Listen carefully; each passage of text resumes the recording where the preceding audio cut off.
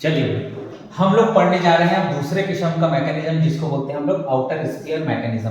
Outer sphere mechanism में क्या होता है, इनर्ट स्फीयर मैकेनिज्म का कोई भी केस अगर फॉलो ना हो तो मैकेनिज्म क्या हो जाएगा, outer sphere. Inert sphere mechanism में क्या था केस कि एक कॉम्प्लेक्स इनर्ट या एक कॉम्प्लेक्स लेवाइल होना चाहिए। इनर्ट कॉम्प्लेक्स के पास क्या होना चाहिए, ब्रिजिंग लिगेंड होना चाहिए, तब मैकेनिज्म क्या होगा, इनर स्फीयर मैकेनिज्म होगा। अगर कोई सा भी एक केस नहीं फॉलो हो रहा है तो क्या हो जाएगा, सीधा रिएक्शन आउटर स्फीयर मैकेनिज्म हो जाएगा। रिएक्शन क्या हो जाएगा, आउटर स्फीयर मैकेनिज्म हो जाएगा। चलिए अब आउटर स्फीयर मैकेनिज्म का जो रेट ऑफ रिएक्शन है वो बहुत स्लो होता है, इसमें इलेक्ट्रॉन का ट्रांसफर भी बहुत स्लो होता है। इसमें क्या बोलते हैं, स्टेप वन में इसमें क्या होता है, स्टेप वन बोलते हैं इसमें रिडक्टेंट और ऑक्सीडेंट अपने क्लोज प्रॉक्सिमिटी में आते हैं और एक क्या बनाते हैं, प्रिकर्सर कॉम्प्लेक्स बनाते हैं। फिर प्रिकर्सर कॉम्प्लेक्स बना के ये स्टेप टू में ये क्या करते हैं, एनर्जी ऑफ एक्टिवेशन गेन करते हैं और रिडक्टेंट अपना इलेक्ट्रॉन ऑक्सीडेंट को देता है। रिडक्टेंट मतलब दूसरे को रिड्यूस करने वाला है, तो ये अपना इलेक्ट्रॉन ऑक्सीडेंट को देता है और ऑक्सीडेंट ले लेता है इलेक्ट्रॉन। अब क्या बन जाता है, आयन पेयर बन जाता है। आयन पेयर मतलब इलेक्ट्रॉन का ट्रांसफर हो गया है ऑलमोस्ट। अब क्या होगा, जब तुरंत इलेक्ट्रॉन मिला है, रिएक्शन हुआ है, तो वो एक्साइटेड स्टेट में रहेगा, थोड़ी देर बाद वो बैठेगा बेचारा ग्राउंड स्टेट में। ये बन गया हमारा प्रोडक्ट, ये बन गया हमारा प्रोडक्ट, बस लिखना लंबा चौड़ा है, कुछ नहीं। क्या करना है, एक इलेक्ट्रॉन ट्रांसफर करा देना है। कैसे, जिसका ऑक्सीडेशन स्टेट कम रहेगा वहां से जिसका ऑक्सीडेशन स्टेट ज्यादा रहेगा वहां इलेक्ट्रॉन का ट्रांसफर करा देना है। इसमें क्या होता है कि दो कंपाउंड अपने एजेस से एक दूसरे से जुड़ते हैं और इलेक्ट्रॉन का ट्रांसफर हो जाता है। इसी को टनलिंग मैकेनिज्म भी बोलते हैं कि एक सुरंग के थ्रू इलेक्ट्रॉन घूम के दूसरे कंपाउंड में जाता है, इसलिए इसको टनलिंग मैकेनिज्म भी बोलते हैं। ठीक है, तो आउटर स्फीयर मैकेनिज्म में प्रोडक्ट में कोई चेंजेस नहीं आता, मतलब आइडेंटिकल प्रोडक्ट हमको मिलते हैं, बस ऑक्सीडेशन स्टेट हमारा चेंज हो जाता है, प्रोडक्ट कंपोजिशन तो चेंज नहीं होता। अगर मेटल एक ही है तो प्रोडक्ट कंपोजिशन चेंज हमारा नहीं होता है जी।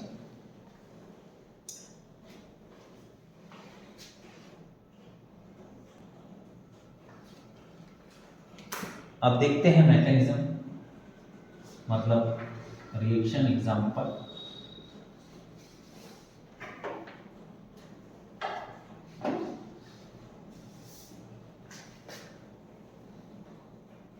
आउटर स्फीयर मैकेनिज्म को कोई भी केस, अगर ये देखो आइसोटोपिक लेवलिंग कर रहे हैं हम लोग ताकि प्रोडक्ट को अच्छे से देख सकें।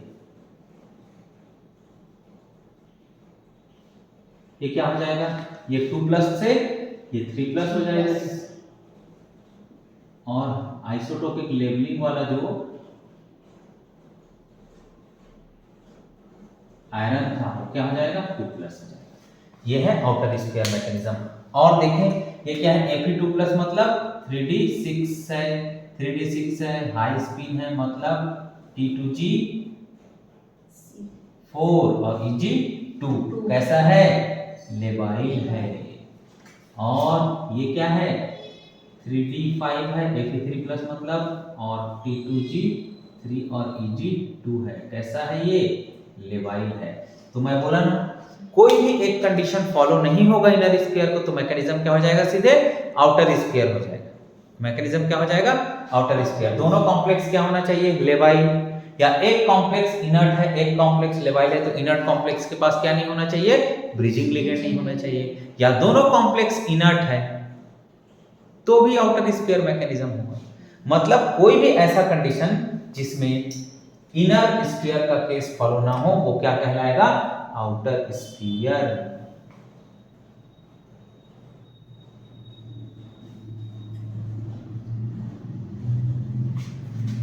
ये +2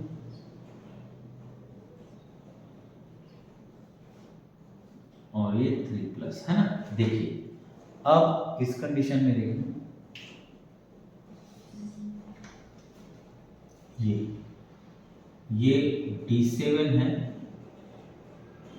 D7 है और हाई स्पिन है और लेवाइल है, और ये D6 है, लो स्पिन है और इनर्ट है। लेकिन इनर्ट कॉम्प्लेक्स के पास ब्रिजिंग लिगेंड है क्या?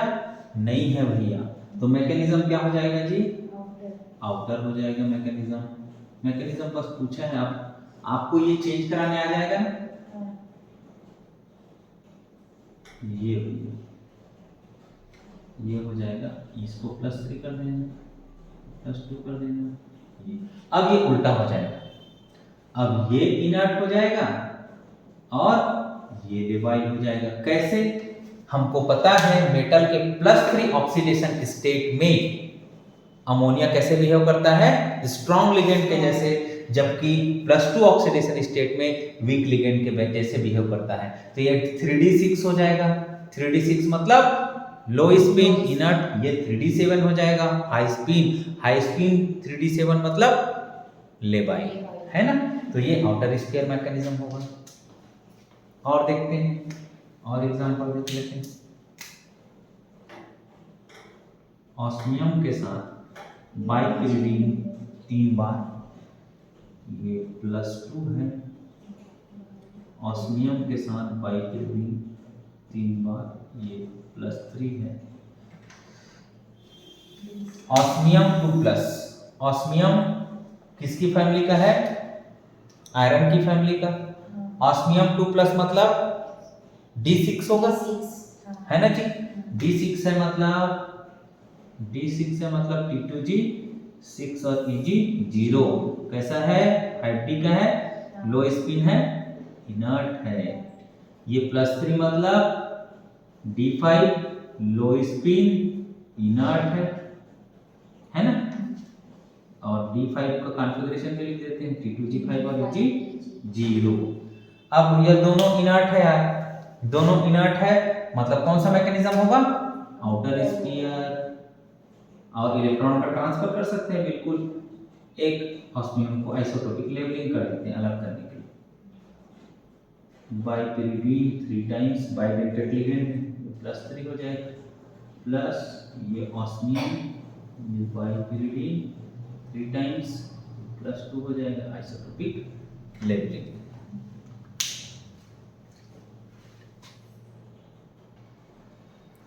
चलिए, तो इरिडियम का +4 ऑक्सीडेशन है। +4 ऑक्सीडेशन मतलब क्या हो जाएगा? D5। इरिडियम मतलब कोबाल्ट की फैमिली का है, D7 H2 रहता है, 2 S का जाएगा, 2 D का जाएगा, D5 तो क्या हो जाएगा? ये T2G5 और Eg0 हो जाएगा। Eg0 हो जाएगा मतलब ये क्या है भाई? लो स्पिन है और इनर्ट है। जबकि ये D7 होगा +2 कंडीशन में, और ये क्या हो जाएगा? इस कंडीशन में लेवाइल हो जाएगा। ये क्या हो जाएगा? लेवाइल हो जाएगा जी, है ना? लेवाइल हो जाएगा। नहीं, लो स्पिन ही होगा, लो स्पिन ही होगा। क्यों लो स्पिन होगा? देखो 1 2 3 4 5 और 6 ऐसे भरेंगे। फिर 7 लो स्पिन है लेकिन लेबाइल है। D7 क्या होता है? लो स्पिन है लेकिन लेबाइल है ना? ये याद रखिएगा, इनर्ट है और ये लेबाइल है। एक कंडीशन इनर का फॉलो किया, और इनर्ट कॉम्प्लेक्स के पास क्या है भैया? एक ब्रिजिंग लिगेंड है, बिल्कुल क्लोरीन ब्रिजिंग लिगेंड है। तो ये कौन सा मैकेनिज्म फॉलो करेगा? ये इनर स्फीयर मैकेनिज्म फॉलो करेगा। कौन सा मैकेनिज्म? इनर स्फीयर मैकेनिज्म को ये फॉलो करेगा। ठीक है, चलिए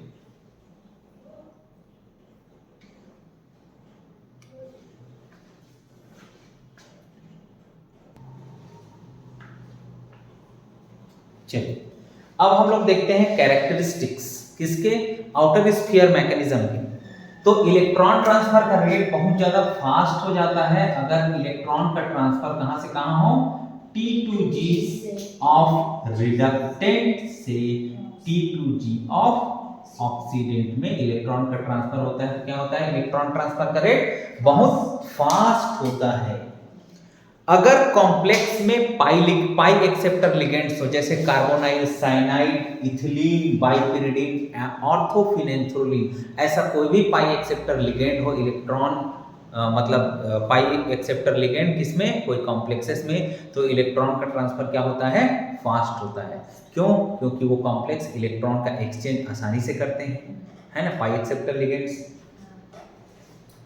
अब ऐसे कॉम्प्लेक्स जिनमें प्योर सिग्मा डोनर लिगेंड और ऐसे कॉम्प्लेक्स जिनमें पाई एक्सेप्टर लिगेंड होते, इलेक्ट्रॉन का ट्रांसफर कहाँ ज्यादा होगा? पाई एक्सेप्टर लिगेंड्स में इलेक्ट्रॉन का ट्रांसफर आसानी से होता है। इलेक्ट्रॉन ट्रांसफर का रेट स्लो हो जाता है अगर इलेक्ट्रॉन का ट्रांसफर Eg से Eg में होता है। ये जो इलेक्ट्रॉन का ट्रांसफर होगा T2G से T2G में, तो ये ट्रांसफर क्या होगा? फास्ट होगा। और यही ट्रांसफर अगर Eg से Eg में होता है तो यही क्या हो जाता है? स्लो हो जाता है। यही इलेक्ट्रॉन ट्रांसफर क्या हो जाता है? स्लो हो जाता है। अगर इलेक्ट्रॉन का ट्रांसफर हाई स्पिन कॉम्प्लेक्स से लो स्पिन कॉम्प्लेक्स में हो जाए या वाइस वर्सा ऐसे हो जाए तो भी क्या हो जाता है? इलेक्ट्रॉन का ट्रांसफर स्लो हो जाता है ना। और इलेक्ट्रॉन का ट्रांसफर अगर हाई स्पिन से हाई स्पिन या लो स्पिन से लो स्पिन में जाता है, सेम स्पिन स्टेट में जाता है, तो इलेक्ट्रॉन का ट्रांसफर क्या रहता है भैया? फास्ट रहता है। इलेक्ट्रॉन का ट्रांसफर क्या रहता है? फास्ट रहता है।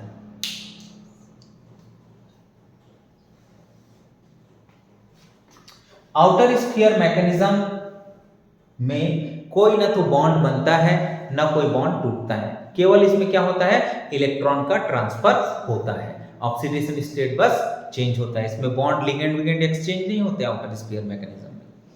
और देखिए आउटर स्फीयर मैकेनिज्म में क्या होता है? स्पिन फॉरवर्डर रिएक्शन होता है। स्पिन फॉरवर्डर रिएक्शन मतलब इलेक्ट्रॉन ट्रांसफर होता है, तो स्पिन स्टेट मेटल का क्या होता है? चेंज होता है। इस कंडीशन में एक्टिवेशन एनर्जी ज्यादा लगती है, क्योंकि स्पिन स्टेट क्या हो रहा है? चेंज हो रहा है। इस कंडीशन में ज्यादा एक्टिवेशन एनर्जी लगती है, इसलिए इसका रेट ऑफ रिएक्शन क्या होता है भैया? स्लो होता है। अब कोई सेम मेटल आयन के बीच क्या होता है? जब कोई सेम मेटल आयन के बीच इलेक्ट्रॉन का ट्रांसफर होता है, सेम मेटल आयन, अभी लिखा था जी आयरन का एग्जांपल, ये देखो कोई सेम मेटल आयन के बीच इलेक्ट्रॉन का क्या होता है? ट्रांसफर होता है, तो इसको हम लोग क्या बोलते हैं? सेल्फ एक्सचेंज रिएक्शन बोलते हैं। सेल्फ एक्सचेंज रिएक्शन बोलते हैं, क्योंकि इसमें कोई नेट केमिकल रिएक्शन नहीं होता ना। अब देखो ये आयरन 2+ था, वो 3+ हो गया यार, और ये आयरन जो 2+ था वो 3+, 3+ था वो 2+ हो जाता है। अब दोनों सेल्फ एक्सचेंज रिएक्शन मतलब एक कॉम्प्लेक्स 2+, एक कॉम्प्लेक्स 3+ है, सेम मेटल आयन है, सेम लिगेंड है, ऐसे कंडीशन में प्रोडक्ट क्या हो जाते हैं? इनडिस्टिंग्विशेबल। इस इनडिस्टिंग्विशेबल मतलब एक दूसरे को हम इससे अलग नहीं कर सकते, है ना। In outer sphere mechanism electron transfer between complexes of different metal cation is known as cross reaction. ये क्या है? सेम मेटल के बीच हो रहा है, इसलिए क्या है ये? Self exchange reaction. कैसा है? Self exchange. अगर अलग अलग मेटल आयन के बीच हो जाता, अलग अलग मेटल आयन के बीच हो जाता, मान लो आयरन के कॉम्प्लेक्स और क्रोमियम के कॉम्प्लेक्स के बीच हो रहा है रिएक्शन, तो इस रिएक्शन को हम लोग क्या बोलेंगे? क्रॉस रिएक्शन बोलेंगे। क्या रिएक्शन बोलेंगे? क्रॉस रिएक्शन बोलेंगे, ठीक है। और क्रॉस रिएक्शन में नेट केमिकल चेंज हमको मिलता है। Rate of cross reaction is always greater than that of self exchange reaction. जो क्रॉस रिएक्शन का सेल्फ रेट है वो क्या होता है? ज्यादा होता है। Rate constant of cross reaction क्या निकालने जा रहे हैं हम लोग? Rate constant of cross reaction. तो हमेशा रेट कांस्टेंट में के हमेशा छोटा के होता है, जिसका इधर ये वाला बड़ा होता है, तो ये क्या हो जाएगा, रेट कांस्टेंट K12 है ना, ये क्या है, रेट कांस्टेंट है। अब इसमें से ये स्मॉल के है, ये कैपिटल के लिखना मुझे, K11 into K22 into K12 into F क्या है, एक स्टीरिक फैक्टर है। F क्या है, एक स्टीरिक फैक्टर है। एक क्या है, स्टीरिक फैक्टर, जिसका वैल्यू 0.85, मतलब इसको किसके बराबर मानते हैं, 1 के बराबर मानते हैं। और ये सारे के सारे ये क्या है, इक्विलिब्रियम कांस्टेंट है। ये क्या है, इक्विलिब्रियम कांस्टेंट्स है। कैसे इक्विलिब्रियम कांस्टेंट्स है, इक्विलिब्रियम कांस्टेंट और रेट कांस्टेंट में अंतर पता है ना आप लोगों को। इक्विलिब्रियम कांस्टेंट मतलब प्रोडक्ट अपॉन रिएक्टेंट वाले कांस्टेंट, और रेट कांस्टेंट मतलब रेट ऑफ रिएक्शन वाले कांस्टेंट। हमको क्या निकालना है, रेट ऑफ रिएक्शन। तो इक्विलिब्रियम कांस्टेंट आपकी वैल्यू आपको दिया रहता है, 4 नंबर में है नेट के एग्जाम में। कैसे दिया है, equilibrium constant of self exchange reactions.